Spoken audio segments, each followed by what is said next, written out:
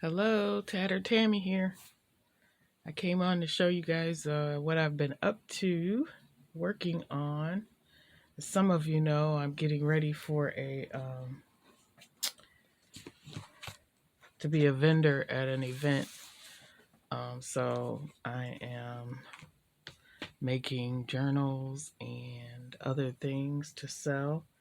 And so I just thought I'd give you guys an overview of what I've been working on. So far, I've finished 3 masculine style journals, and all of the men's journals that I've made basically have the same type of papers in them. Hopefully the lighting is okay and you guys can see, because it's just kind of cloudy and dark here. So I'm not gonna flip through each one of these journals and go through all the papers, because they're basically all the same, and with all the journals I want to show today, it'll take so long um, to go through them. But this was an interesting process of getting ready for a vendor show. I decided to try to make at least 25 journals, and it's a lot. Hopefully I'll be done. I have 7 more for the guys, and then I'll be done. I didn't do a whole lot to this one because I just really like the cover.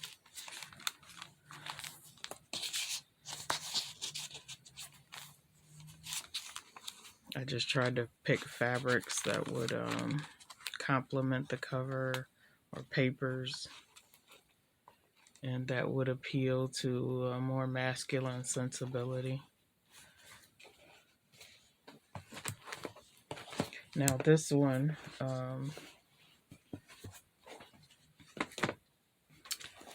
like I said, all the papers inside are the same, pretty much. Every once in a while I'd add something a little different inside.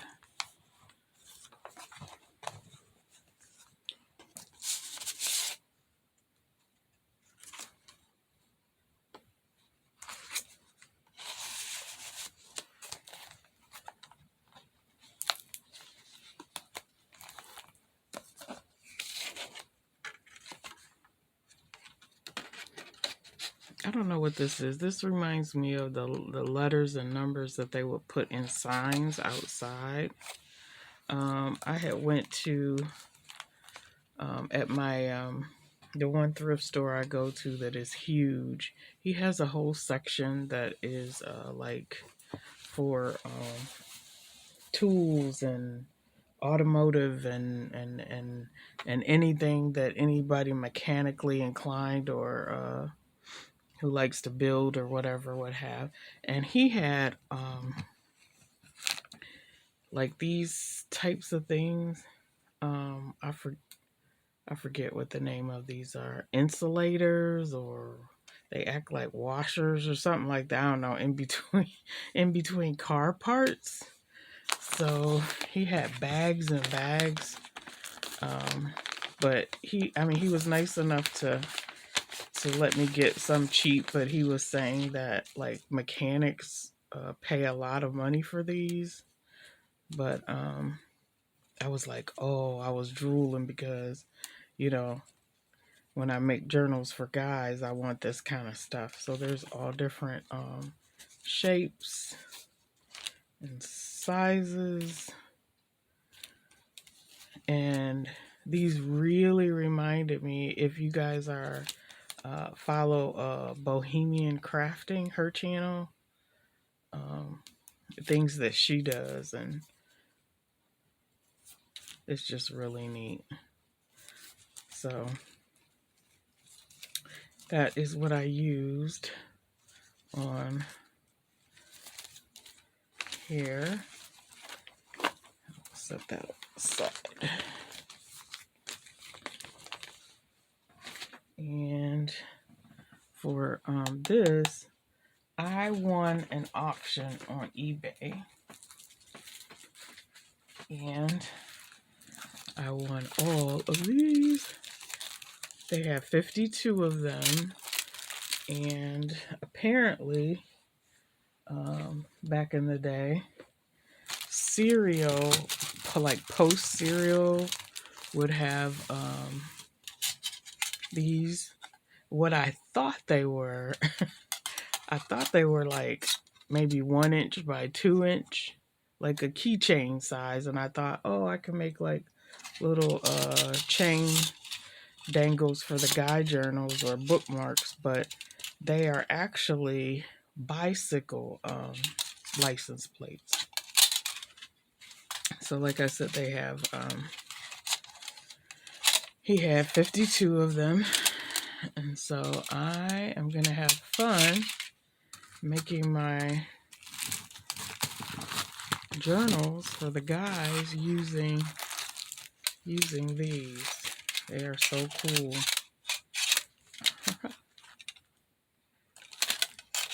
And they all, of course, fit the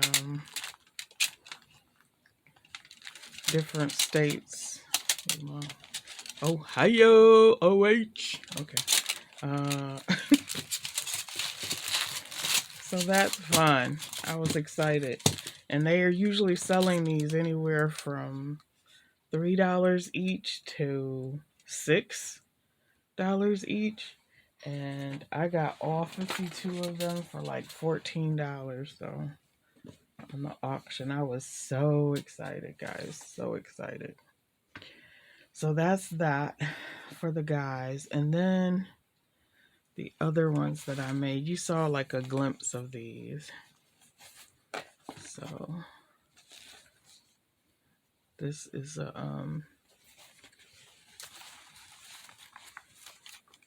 just coffee dyed papers in here. This was a Reader's Digest book, so I kept that simple and just wanted it to be like, you know, simple and pretty. Velvet, lace, coffee dyed fabric, upholstery fabric.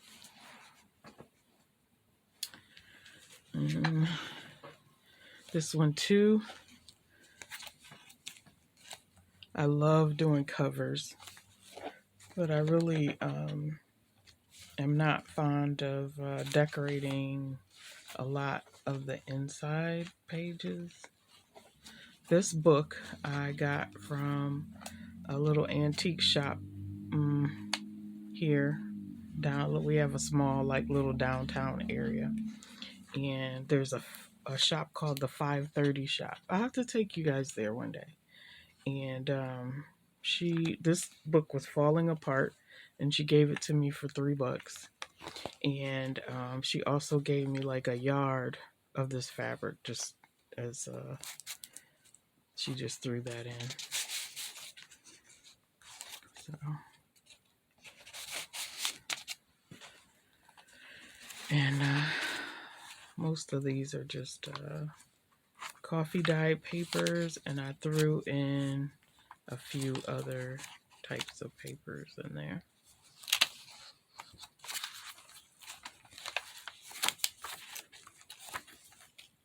So it's more of like a neutral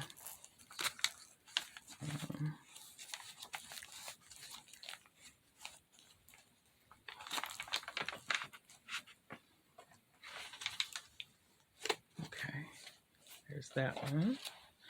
And then this one, you know, it's hard for me because making these for an event like this, I was just struggling, number one, to know, you know, usually if I'm making a journal for someone, I know them and I'm making something specific to that individual. And so to try to make something that would be appealing to a variety of people, you know. So basically it's just pink and white with a few different other little, but just simple.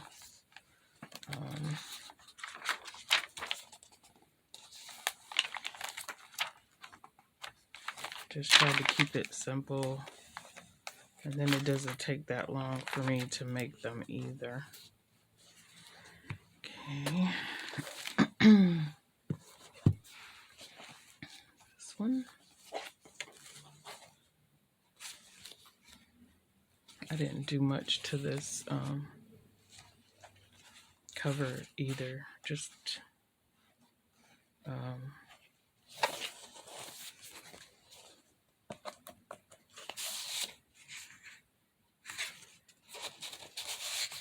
put some fabric on the inside and put some matte gel medium on the outside, or varnish.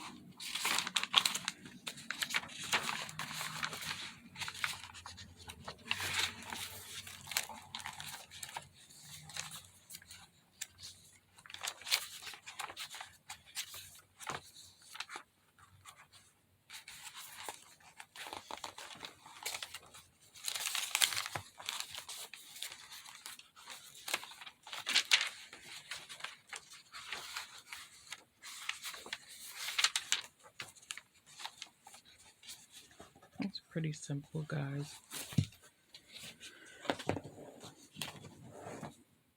Okay, then there's this one.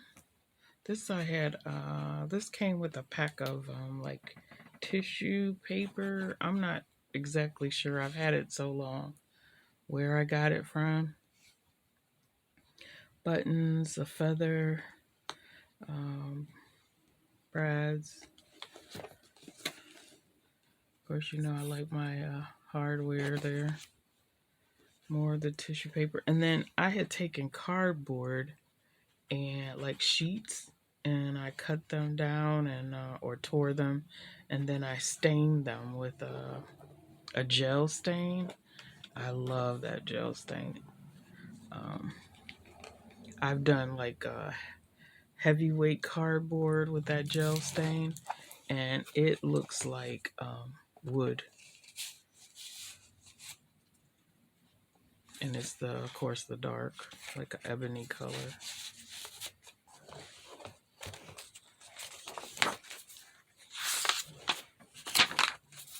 I'm sure you guys can see.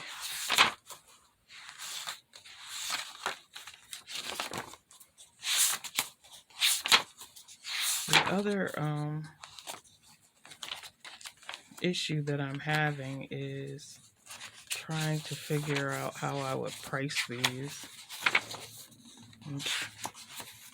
It's so hard to know, you know, what people will be willing to pay, and like I don't want to come home with a lot of this stuff. And I don't know how many people will come, and I know that's always the issue, when, especially if it's your first time being a vendor. And most of the videos and I've watched and people I talk to are just like, you know, you just go and try to enjoy yourself, and whatever happens, happens. So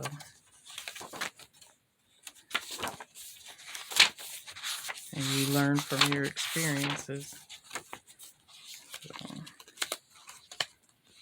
So whatever I don't sell, I'll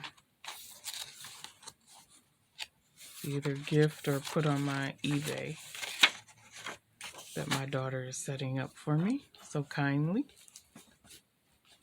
Okay, and then the last, well, this is not the last one. This one is similar to that one. Okay. I think this is the biggest one. Oh. I used wallpaper on the inside.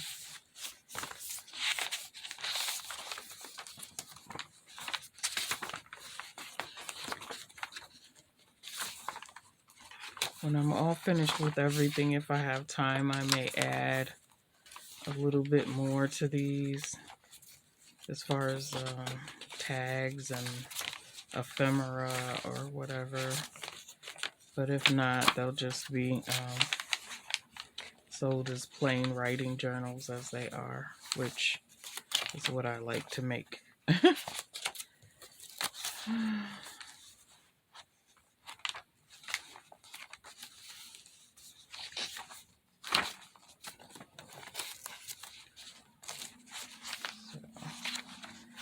Okay, that's that one. And this last one, guys, hold on just a second. Okay. I had watched a video by Ruby and Pearl XO, and she showed how to take these composition notebooks and make journals with them. Let's see if I can make more space over here. Ugh. And I got these from the Dollar Tree for $1.25. And oh, this one says it's 200 pages. I don't think I got that one from the Dollar Tree. I don't know. I know I had gotten some from the Dollar Tree, and that is where this one came from because I think it was just like 80 pages in there. So it was funny because she kept saying it was simple, it was easy, you know, you could just take the composition book and make a quick journal. And I don't know what her definition of quick is or why it took me a whole day, or if that's what she meant, that it doesn't take multiple days for you to make the journal. But I mean, I like the way it turned out. It's pretty. But I was thinking if I can make quite a few of these, that I can make these and take them and sell them at the event. So, anyways, sometimes we feel like things are simple or easy because it's what we do, you know, who we are, and it comes easy to us.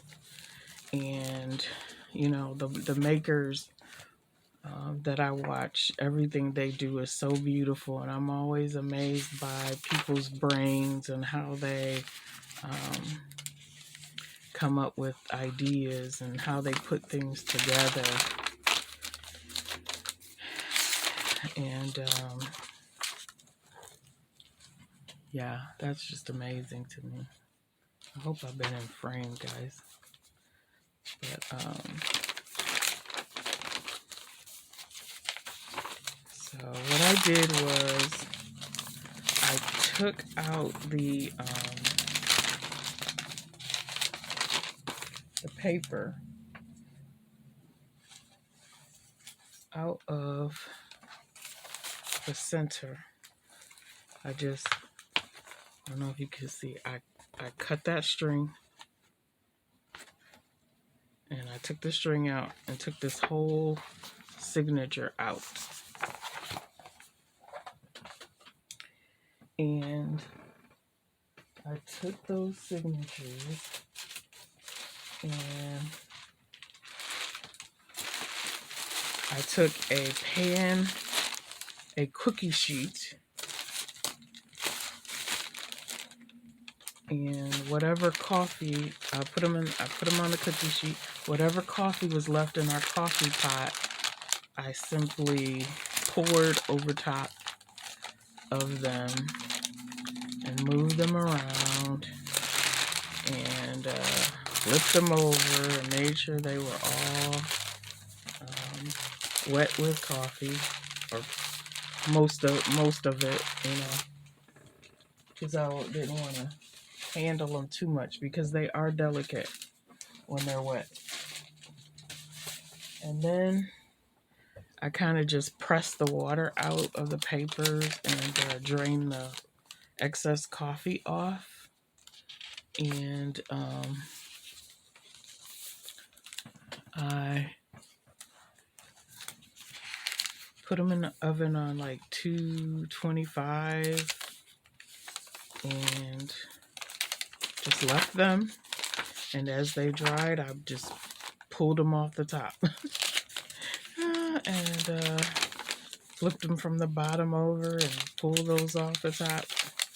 And they came out pretty neat. And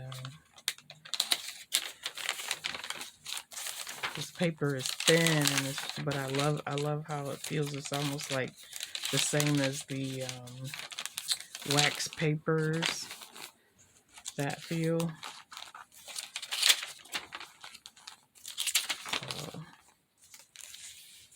So this challenged me to think differently because this is different from my usual style, but it is really a pretty style.